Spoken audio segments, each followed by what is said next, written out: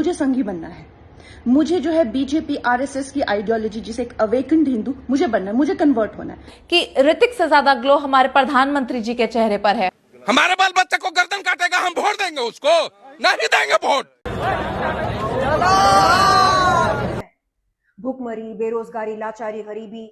Welcome दोस्तों, बात करेंगे सोशल मीडिया पे क्या वायरल चल रहा है। कंगना रनावत का जेन-जी वाला कंट्रोवर्सी अभी पूरी तरीके से ख़त्म भी नहीं हुआ था कि कंगना ने दूसरा कंट्रोवर्सी शुरू कर दिया है।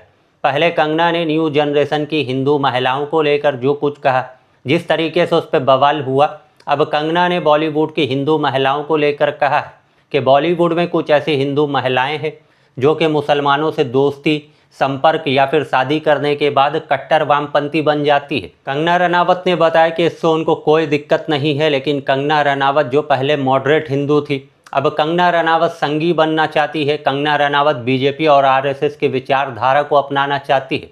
ऐसे में लोगों को दिक्कत क्यों हो रही है?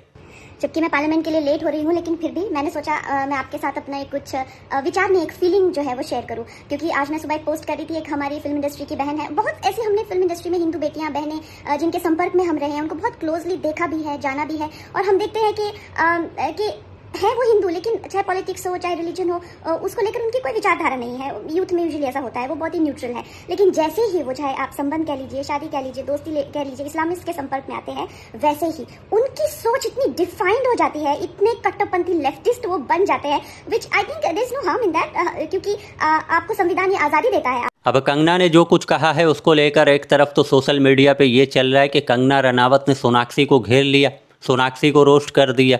दूसरी तरफ बताया जा रहा है कि दूसरों को इस्लामिस्ट कहने वाली, मुसलमानों से नफरत करने वाली, हिंदू मुस्लिम शादी पर ज्ञान देने वाली कंगना रनावत का अपना मैनेजर रिजवान मुसलमान है।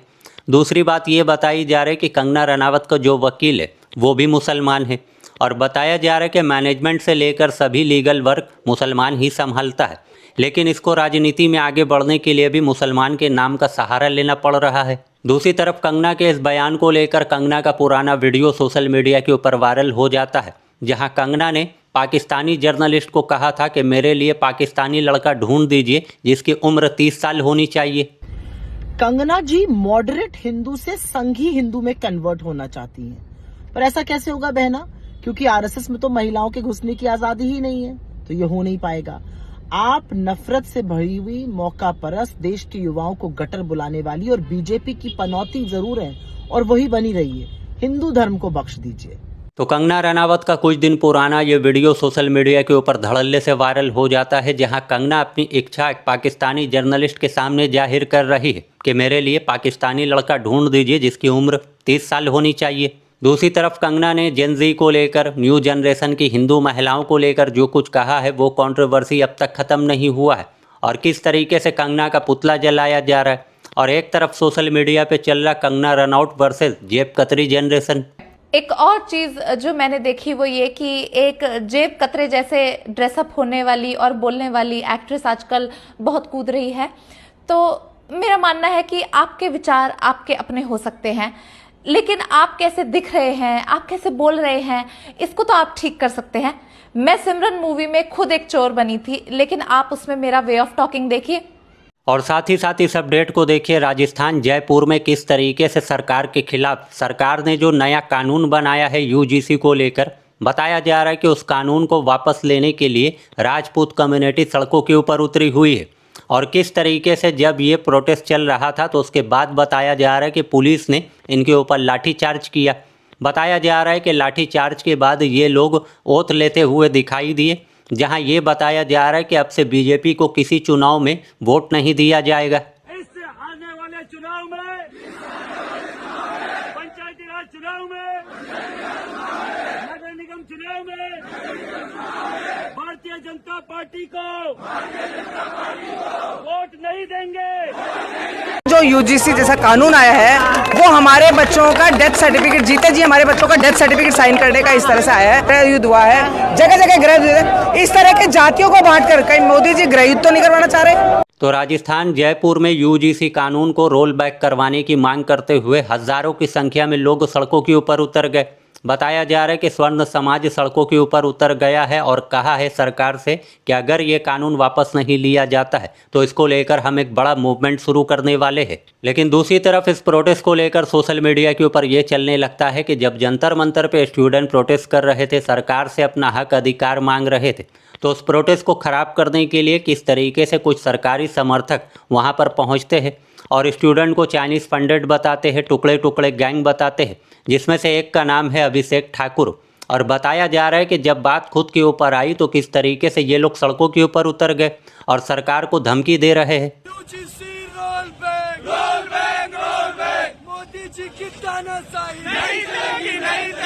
इस वीडियो को पोस्ट करते हुए लोग बता रहे कि जब राजस्थान पुलिस ने लाठीचार्ज किया तो सबसे पहले भागने वाला यही था और राजस्थान पुलिस को कहा जा रहा है कि इसकी भूमिका की जांच करनी चाहिए कि राजस्थान में चल रहे शांतिपूर्ण प्रदर्शन में ये क्या करने के लिए आया था।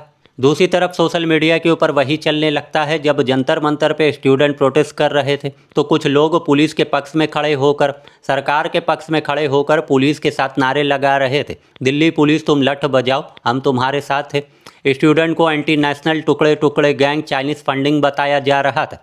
तो आज इस प्रोटेस्ट को देखकर लोग ये बताने लग जाते हैं कि जब खुद के ऊपर आया, खुद के खिलाफ कोई कानून बना तो किस तरीके से सरकार के खिलाफ ही सड़कों के ऊपर उतर गए। लोगों ने ये बताना शुरू कर दिया कि ये लोग भी एंटी नेशनल है, ये लोग भी पाकिस्तानी है, जो कि सरकार के फैसले के खिलाफ सड़कों के ऊपर उतरे हुए हैं। और जंतर मंतर पे स्टूडेंट के खिलाफ जो नारे लग रहे थे, दिल्ली पुलिस तुम लठ बजाओ, हम तुम्हारे साथ थे, लोगों ने सोशल मीडिया के ऊपर लिखना शुरू कर दिया, राजस्थान पुलिस तुम लठ बजाओ, हम तुम्हारे साथ है। लोगों ने राहत इंदौरी का शेर याद दिला दिया कि लगेगी आग तो आएंगे सभी घर जद में, यहाँ सिर्फ हमारा मकान थोड़ी है। और साथ ही इस अपडेट को देखिए, बताया जा रहा है कि जंतर मंतर पे जिस तरीके से स्टूडेंट का प्रोटेस्ट हुआ उसी तरीके से झारखंड रांची में स्टूडेंट का प्रोटेस्ट हो रहा है और वहाँ पर गोदी एंकर पहुँच चुका है अमन चोपड़ा और वो किस तरीके से ये बता रहा है कि प्रोटेस्ट यहाँ भी हो रहा है लेकिन यहाँ गाली नहीं बका जा रहा है, संसद को उखाड़ फेंक देने का नारा नहीं दिया जा रहा है और किस तरीके से जंतर मंतर के ऊपर रिजवान जो कि लोगों को बिरयानी खिला रहा था, लेकिन यहाँ पर रिजवान बिरयानी नहीं खिला रहा, यहाँ पर मंदिर से भंडारा आ रहा है।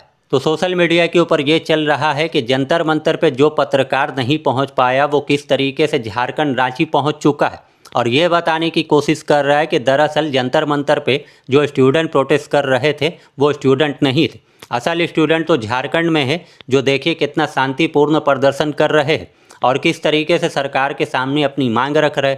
लेकिन इसके साथ हो जाता है गड़बड़। ये कौन है?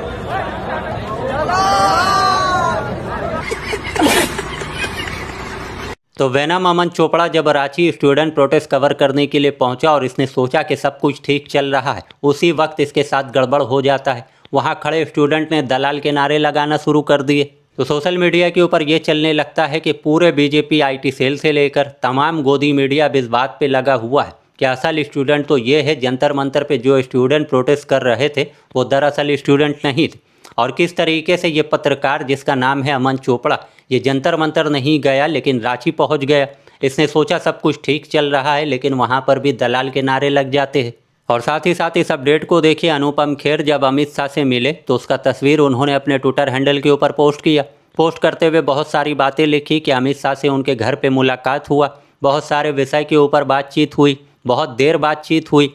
अमित शाह की तारीफ करते हुए उन्होंने बताया कि इनसे हर मुलाकात कुछ सीखने के लिए मिलता है। दूसरी तरफ अनुपम खेर के इस पोस्ट को लेकर social media user Anupam Kher को ही घेर लेते हैं और पूछने लग जाते हैं कि आपने उनसे मुलाकात तो कर लिया, लेकिन क्या आपने उनसे पूछा कि वो संसद क्यों नहीं आ रहे, विपक्ष की बातों का जवाब क्यों नहीं दे रहे, स्टूडेंट प्रोटेस्ट में जो लोग प्रोटेस्ट कर रहे थे उनके ऊपर इतना अत्याचार क्यों हुआ, लाठी क्यों बरसाया गया, उनके ऊपर प्लेट गन का इस्तेमाल क्यों किया गया। तो social media user Anupam Kher से ही पूछने लग जाते कि क्या आपने उनसे पूछा कि आप उनके काम में कैसे सहयोग दे सकते हैं। चाटुकारों के शहंशाह डॉक्टर डन।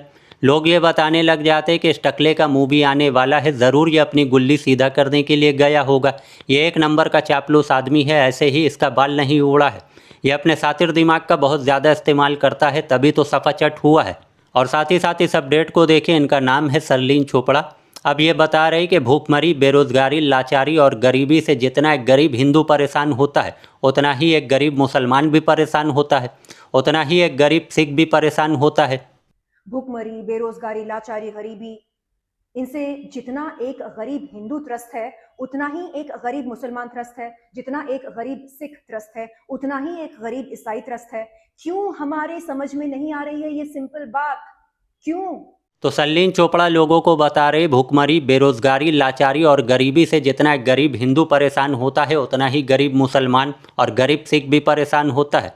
बताया है इन्होंने कि इतनी सरल बात लोगों को समझ क्यों नहीं आ रही, या फिर हम समझ कर भी नासमझ बन रहे हैं। अब सलीन चोपड़ा ने भुखमरी, बेरोजगारी, गरीबी और लाचारी को लेकर जो सवाल उठाया है उसको लेकर लोग बता रहे कि आप बिल्कुल सही, लेकिन कुछ साल पहले आप कहाँ थे? जब हम लोग ये सवाल उठा रहे थे तो उस वक्त आप दीपिका की बिकनी के पीछे पड़े हुए थे, उसके रंग से आपकी भावना आहत हो गई थी और शाहरुख खान की फिल्म को बैन करने की आप मांग कर रहे थे, तो उस वक्त आपको ये समझ में नहीं आया। तो कम वक्त में ज़्यादा अपडेट आपको बताने की कोशिश करता हूं। और दूसरी बात यह है कि चैनल का रीच गिर चुका है। आप सबसे गुजारिश है कि चैनल की रीच के लिए ज़्यादा से ज़्यादा लाइक, शेयर और कमेंट कीजिए, और वीडियो के ऊपर पहली बार है तो सब्सक्राइब ज़रूर कीजिए।